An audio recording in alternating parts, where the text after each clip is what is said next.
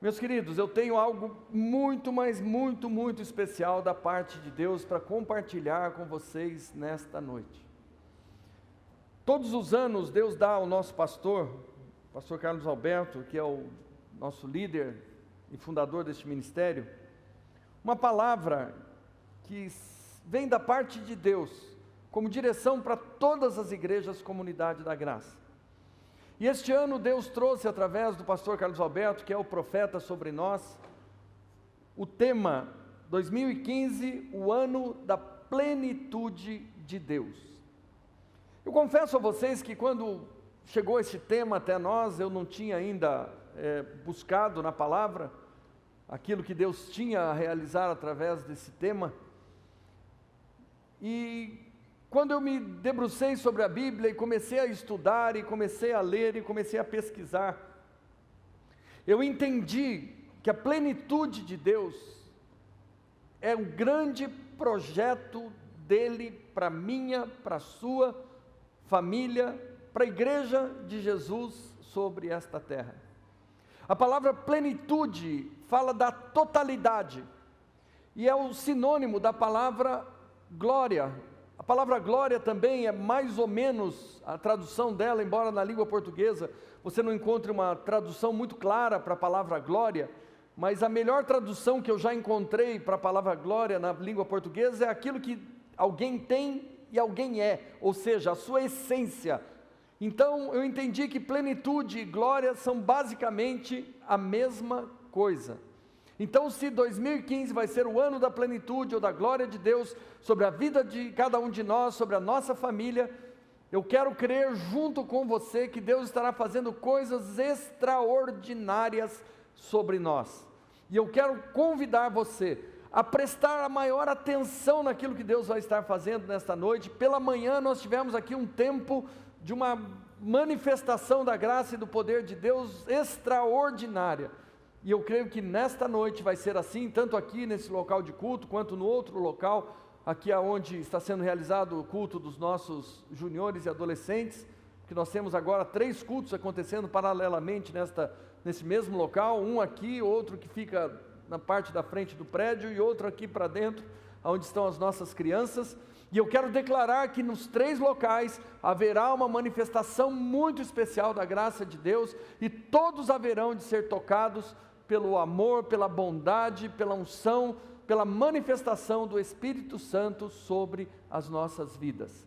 Então eu quero que você prepare o seu coração e que você experimente algo que talvez você não conhecia ainda, o toque do Senhor sobre a sua vida, sobre a sua casa.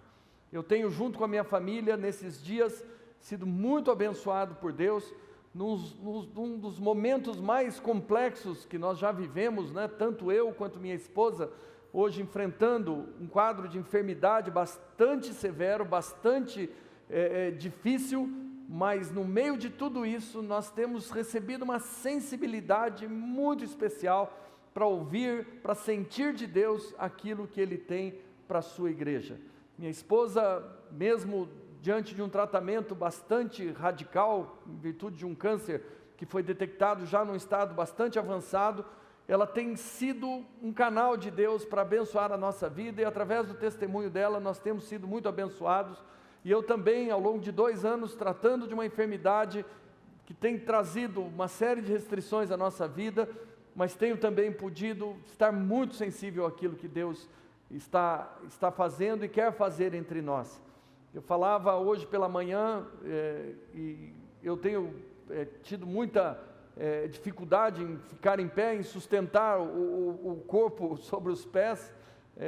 Estar de pé aqui para mim é realmente um grande desafio.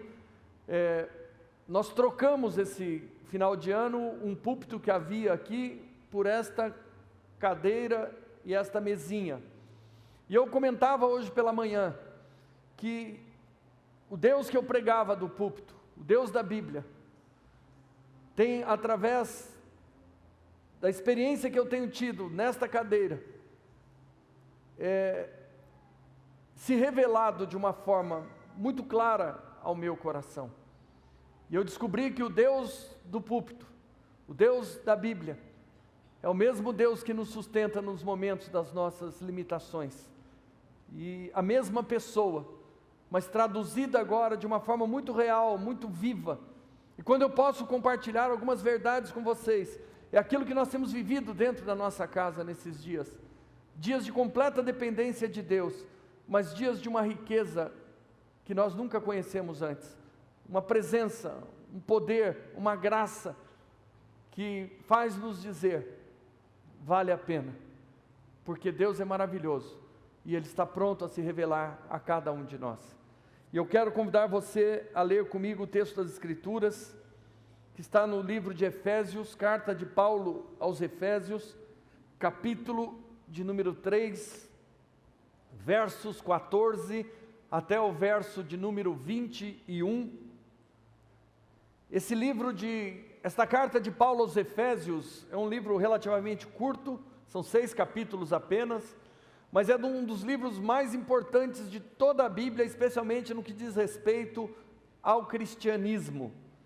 No capítulo de número 1 até o capítulo de número 3, você encontra o que os teólogos chamam de querigma. A palavra querigma significa proclamação. E no capítulo de número 4 até o capítulo de número 6, nós encontramos o que os teólogos chamam de didaquê, ou a parte didática, o ensino prático da vida cristã. Por isso a importância deste livro, ele reúne não só a teoria do cristianismo, mas mostra-nos como conduzir de modo prático a nossa vida dentro dos princípios e valores estabelecidos por Cristo através dos apóstolos para a vida da sua igreja. E eu quero ler estes versículos do versículo 14 até o 21 do capítulo 3 da carta de Paulo aos Efésios, e eu creio que através desses textos nós todos seremos muito impactados nesta noite, e o nome dele vai ser glorificado através daquilo que ele vai realizar neste lugar. Leia junto comigo.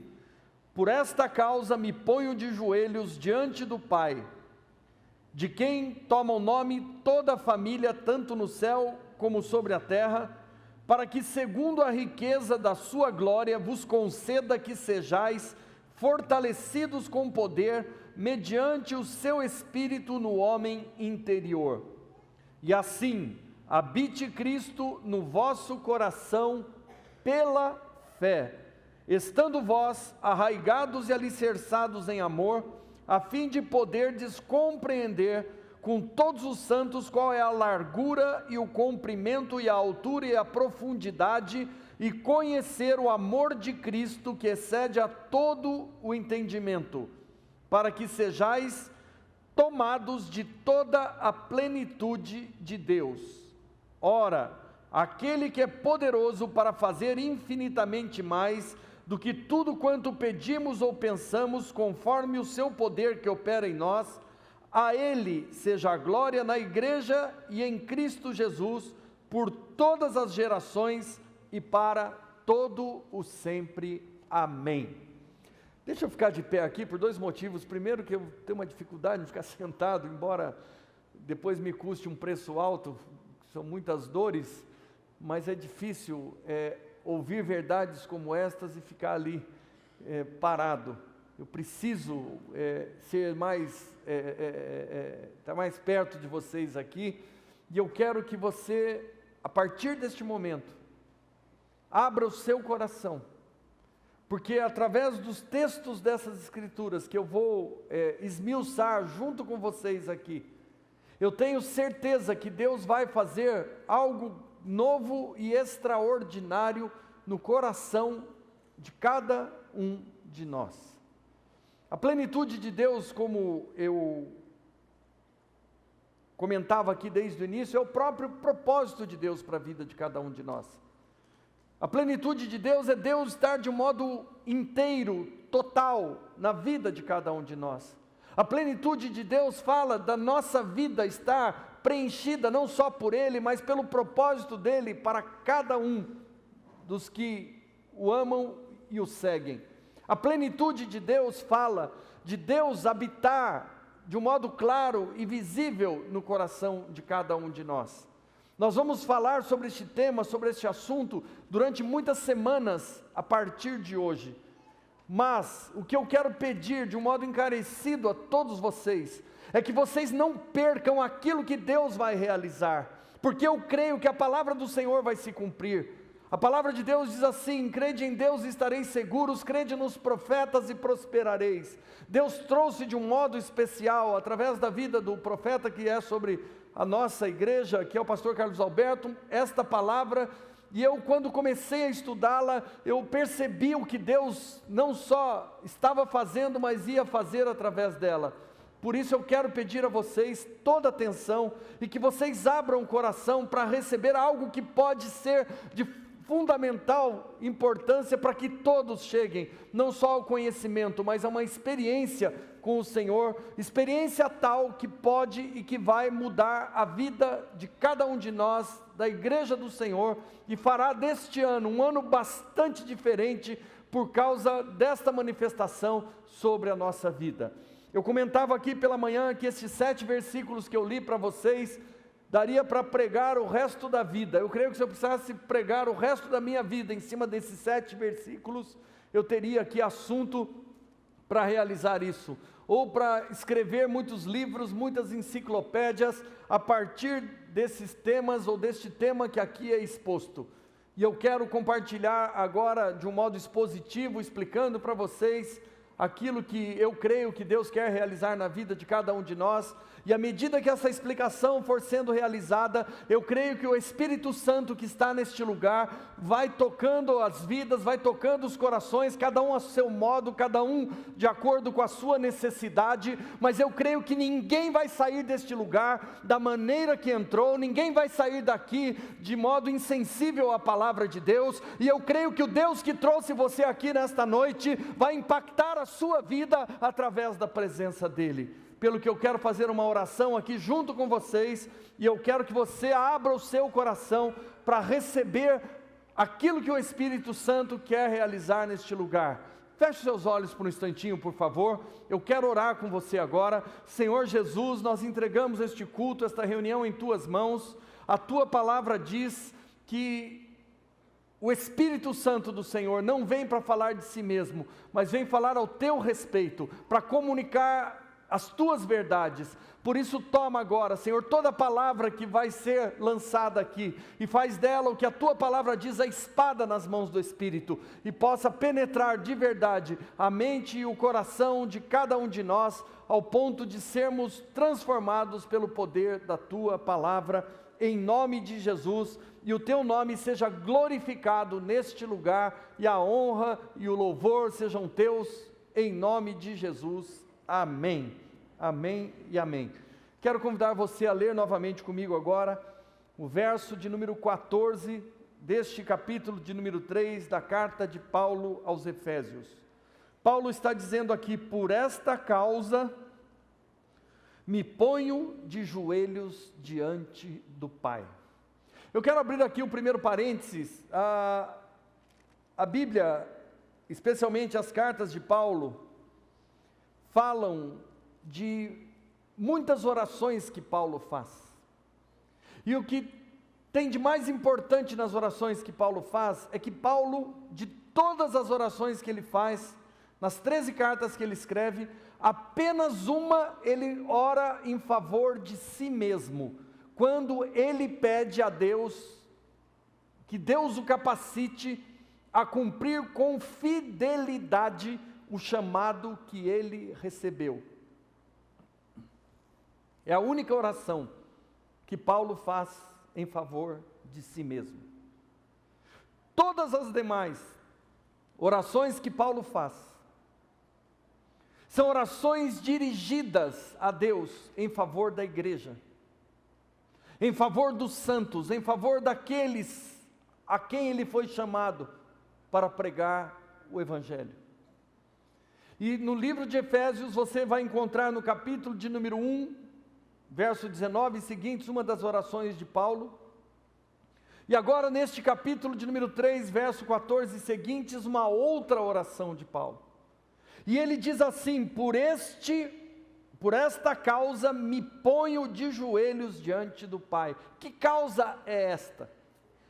A causa a que Paulo se refere é a causa do Evangelho, é a causa da transformação da vida de cada um dos seres humanos, naquilo que Deus idealizou, naquilo que Deus se propõe a fazer na vida de cada um de nós, na implantação do reino de Deus no coração do homem, na transformação do homem em todos os sentidos, na imagem e semelhança de Cristo Jesus.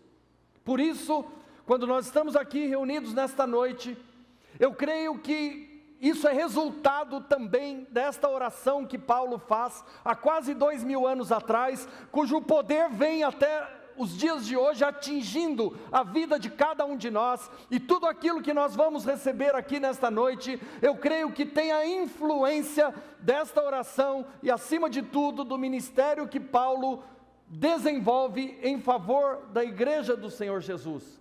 Por isso, quando nós estamos reunidos aqui, envoltos numa atmosfera aonde o Espírito Santo de Deus está trabalhando, e está trabalhando de um modo diferente na vida de cada um de nós, eu creio que esta oração que Paulo faz, esta oração que ele próprio registra na sua carta, por esta causa me ponho de joelhos, a causa sou eu e é você, é a minha família e a sua família, intercedendo por nós, para que o poder de Deus, a graça de Deus, sejam não só manifestas sobre nós, mas também sejam compreendidas por cada um de nós. Nós podemos, como seres humanos, viver muito bem sem estas coisas. Nós podemos, como seres humanos, viver sem a Bíblia. Nós podemos, como seres humanos, viver sem o conhecimento de Deus. Mas a nossa vida não só será muito pobre e miserável, mas também no final dela, nós estaremos perdidos.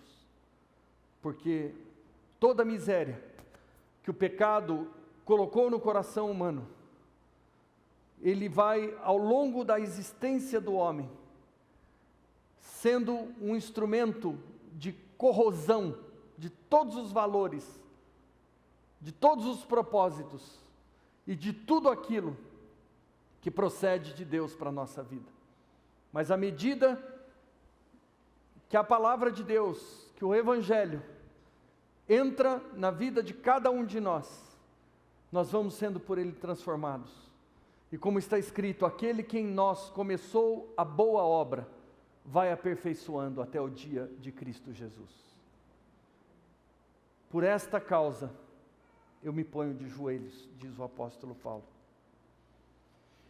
E no verso de número 15 que eu quero ler com você, olha o que está escrito aí. De quem toma o nome toda a família, tanto no céu como sobre a terra. O Senhor está dizendo aqui, de quem toma o nome toda a família, tanto no céu como sobre a terra. Eu explicava aqui hoje pela manhã, que cada um de nós faz parte de uma família. Cada um de nós tem um sobrenome. Cada um de nós traz juntamente consigo uma história. E existem famílias que trazem nesta história um ciclo de misérias, de dores, de angústias, de lutas. Existem famílias marcadas por tragédias. Existem famílias marcadas por muito sofrimento, pela falta de esperança. Famílias marcadas por acontecimentos que se repetem de geração em geração.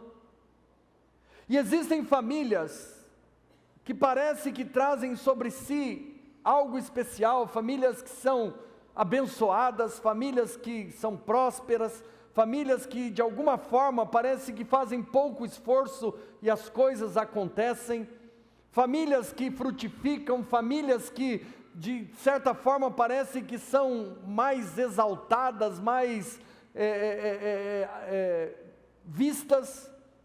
E por que que isso acontece?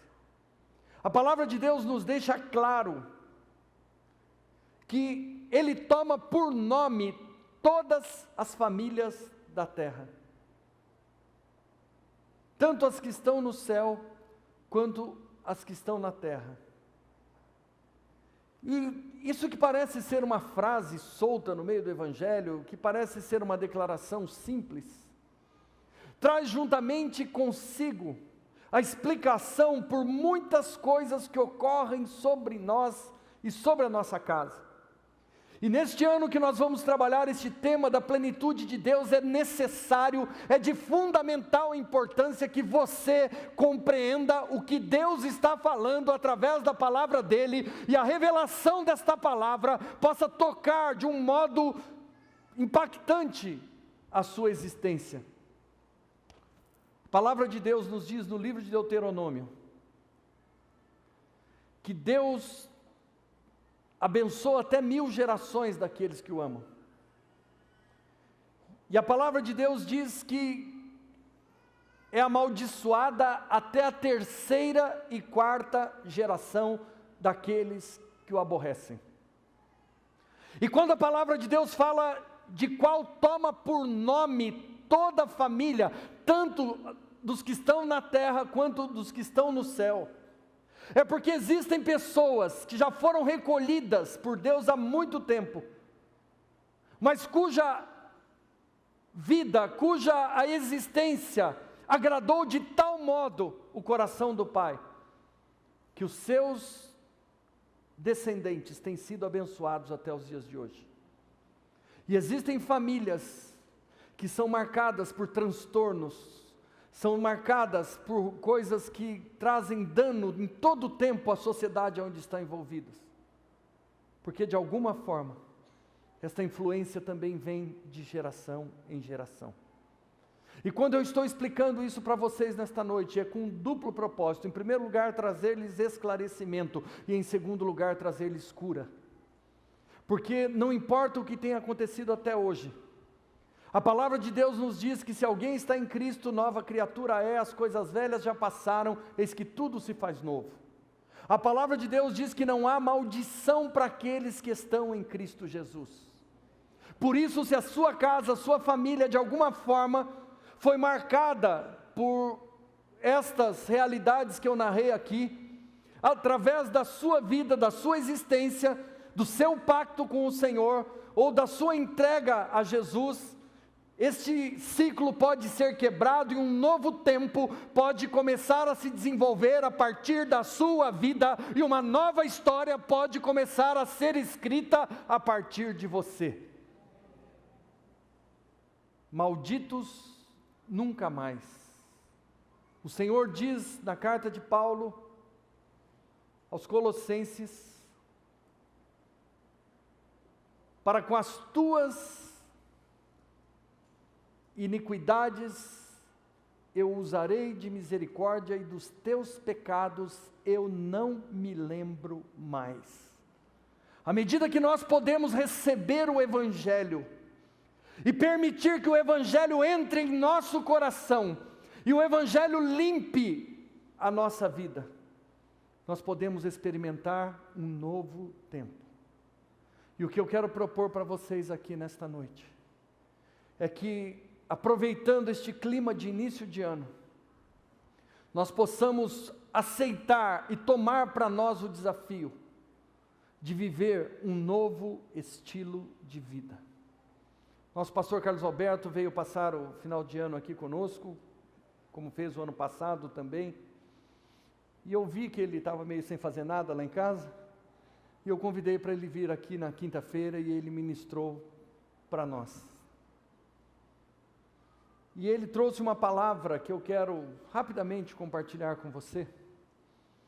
A palavra que fala do nascimento de Jesus e da experiência que aqueles 3 reis magos que procuram a Jesus para adorá-lo têm com o Espírito Santo. A Bíblia diz que aqueles reis vinham seguindo uma estrela que vinha do Oriente, e aquela estrela haveria de indicar o local aonde o menino iria nascer. E a palavra de Deus diz que eles indo, seguindo a estrela, eles chegaram e passaram pelo palácio de Herodes. E eles vão a Herodes e questionam a Herodes aonde haveria de nascer o rei dos judeus. Herodes, como vocês sabem, era um judeu a serviço do Império Romano, e ele governava toda aquela região da Judéia, e ele ali era o governante absoluto. E quando ele ouve da boca daqueles 3 reis magos que haveria de nascer um outro rei sobre os judeus, ele imediatamente disse àqueles 3, olha, quando vocês encontrarem este menino, vocês venham e me avisem onde ele está, porque eu também quero adorá-lo. Quando na realidade o que acontecia é que ele sentia-se ameaçado e estava pronto para matar a Jesus. E a Bíblia diz que os 3 reis magos chegam até Jesus, encontram aquele menino, o adoram, trazem a ele as ofertas, ouro, incenso e mirra, como vocês sabem. E quando eles estão para voltar a Herodes, para avisar aonde estava o menino, a Bíblia diz que eles foram avisados por um anjo, que não era para voltar pelo caminho de Herodes, antes era para que eles tomassem um outro caminho. Qual foi a conclusão da ministração do nosso pastor na quinta-feira, e que vai contribuir para aquilo que Deus quer fazer entre nós nesta noite? Aqueles que encontram-se com Jesus, não podem mais voltar pelo caminho de Herodes. Herodes simboliza o mundo, simboliza o próprio Satanás. Você vai ver nesse texto, se você for estudá-lo, que o ato seguinte de Herodes é mandar assassinar todas as crianças com menos de 2 anos de idade no território de Israel. Há uma grande mortandade em Israel. Naquele momento, Jesus com sua família vão para o Egito e ficam ali até a morte de Herodes. Mas o que ocorre é que Herodes manda matar todas as crianças com o propósito de matar o Filho de Deus, de matar a Jesus. O que eu quero trazer disso como aplicação prática para a nossa vida? Quando nós nos encontramos com Jesus, nós não podemos mais voltar pelo velho caminho, pelo caminho de Herodes. A palavra de Deus diz que Deus chama por nome todas as famílias, tanto as que estão no céu quanto as que estão na terra. Deus conhece cada um de nós, conhece a realidade de cada um de nós. Nós hoje colhemos semeaduras que talvez não foram por nós realizadas, porque, como eu já lhes disse, conforme está escrito em Deuteronômio, Deus diz: eu abençoo até 1000 gerações daqueles que me amam, e amaldiçoo até a 3ª e 4ª daqueles que me aborrecem. Talvez eu e você carregamos um peso muito alto por aquilo que passou, ou por aquilo que nós mesmos fizemos. Mas o que eu quero trazer claro ao seu coração nesta noite é que o Espírito Santo de Deus quer trazer da parte de Deus libertação, cura, restauração e bênção sobre a vida de cada um de nós, especialmente daqueles que decidem seguir a Jesus. E eu quero trazer esse desafio ao seu coração e quero ler mais um versículo deste texto, e eu vou encerrar com este versículo. Versículo de número 16. Eu quero ler novamente o 14, o 15 e agora vou ler o 16 com vocês. Por esta causa me ponho de joelhos diante do Pai, de quem toma o nome toda a família, tanto no céu como sobre a terra, para que, segundo a riqueza da sua glória, vos conceda que sejais fortalecidos com poder, mediante o seu Espírito no homem interior. Vou ler o 17 também. E assim habite Cristo no vosso coração pela fé, estando vós arraigados e alicerçados em amor. O que o Senhor quer dizer para nós aqui? E nós vamos encerrar aqui. O Senhor está dizendo o seguinte: ele ora para que, segundo a riqueza da glória, o que significa a glória? A glória é a plenitude de Deus. A glória é tudo aquilo que Deus tem e tudo aquilo que Deus é. Segundo a riqueza da glória, o Senhor nos conceda que sejamos fortalecidos com poder, mediante o seu Espírito Santo, no homem interior. O homem interior aqui, eu quero explicar para você, ele significa a nossa alma. Toda miséria, toda ruína, toda pobreza espiritual, todo desvio, toda fragilidade da alma humana que nos afastam de Deus e nos afastam uns dos outros, é fruto deste homem interior destruído por causa do pecado.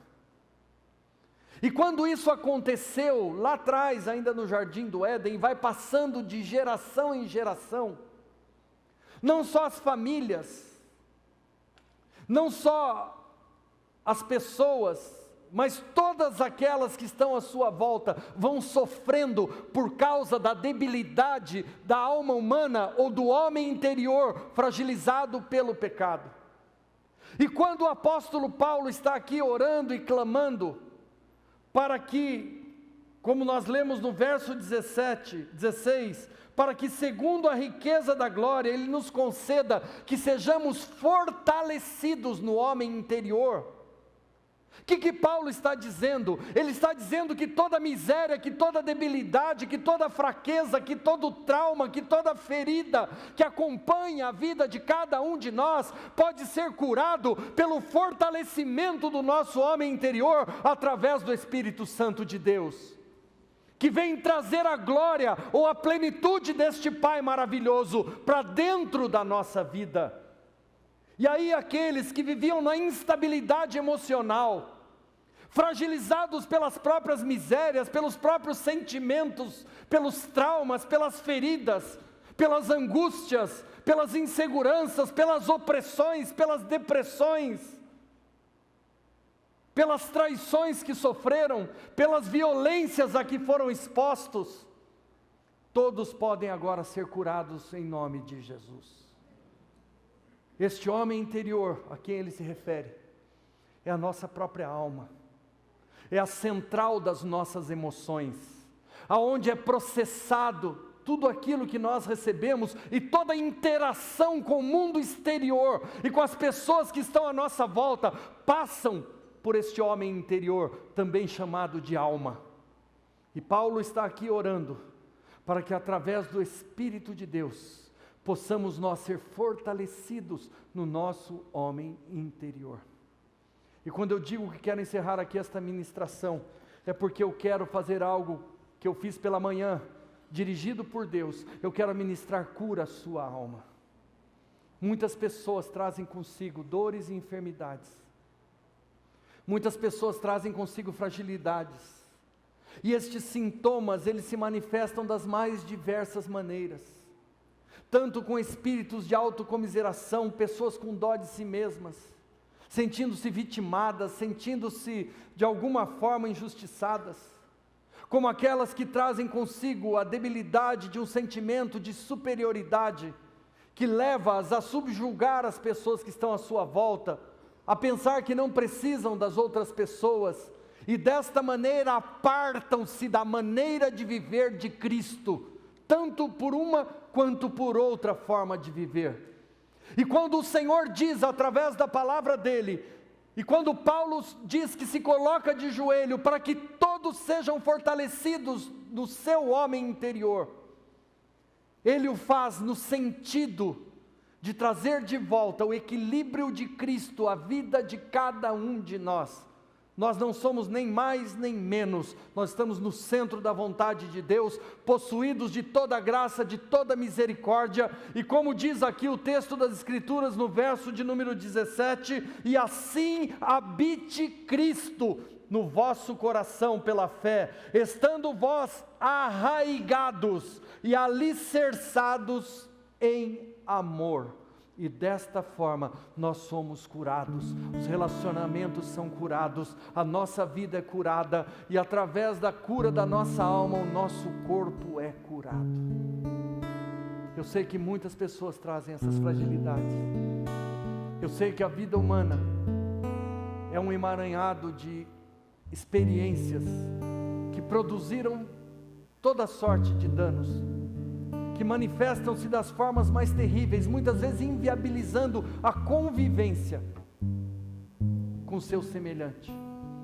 Um irmão não consegue conviver com o outro, um pai não consegue conviver com um filho não consegue conviver com o pai, um marido não consegue conviver com sua esposa e a sua esposa não consegue conviver com seu marido.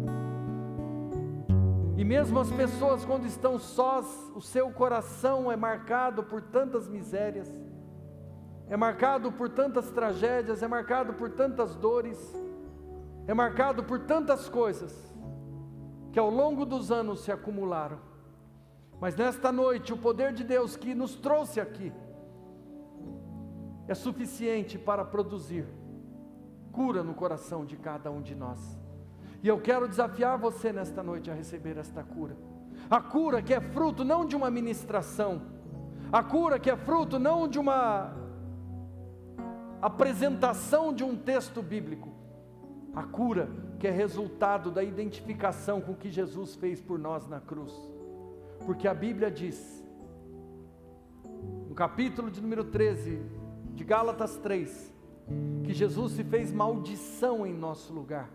Porque está escrito: maldito todo aquele que for pendurado no madeiro, na cruz, para que a bênção que Deus trouxe a Abraão, o pai da igreja, chegasse até cada um de nós, por intermédio do Espírito Santo.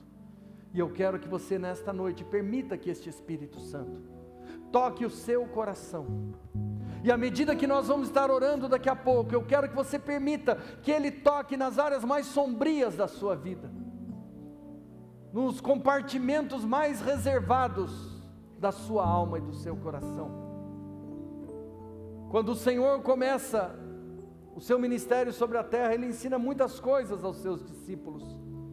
E uma das coisas que Ele ensina é que cada um tinha algo guardado, que era a causa da sua enfermidade.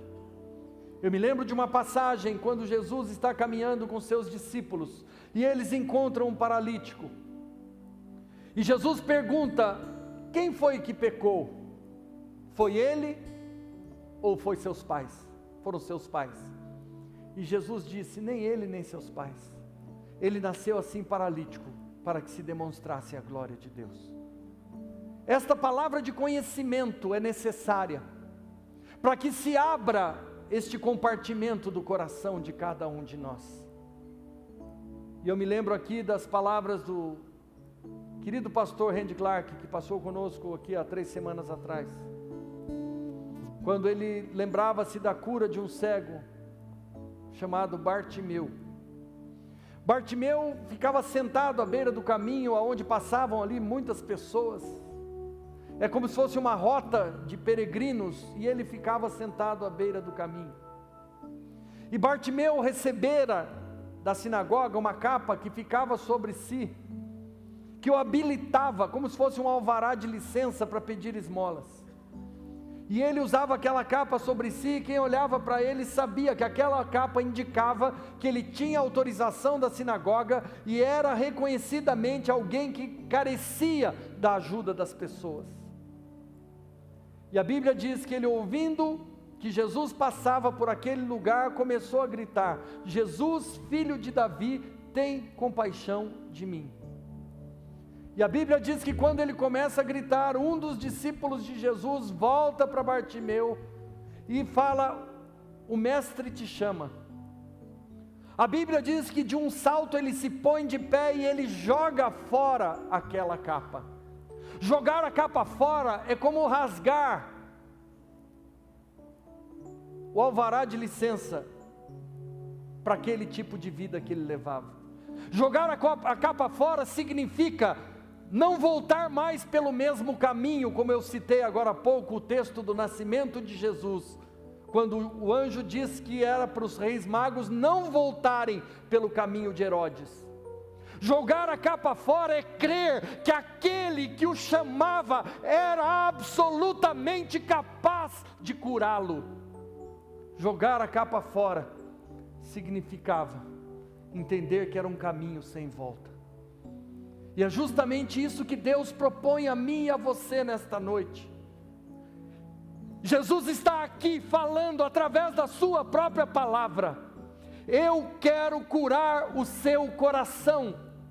Eu quero tocar na sua alma. Eu quero limpar suas feridas. Eu quero, diz o Senhor, trazer a minha plenitude para dentro de você. E desta forma, a nossa vida pode ser transformada. Cada um de nós, quando é alcançado por Jesus, é alcançado de uma vez por todas. A Bíblia fala de uma só maneira de você voltar atrás e se ver de modo diferente daquele que você tem quando entrega a sua vida a Jesus, que é negá-lo, é através da apostasia, o abandono voluntário da decisão de seguir a Jesus. Mas nós sabemos também que através das nossas práticas, durante os anos, muitas vezes nós temos negado a Cristo. E por causa disso, apesar de tê-lo aceito como Senhor e Salvador, nós acumulamos um passivo, muitas vezes muito pesado.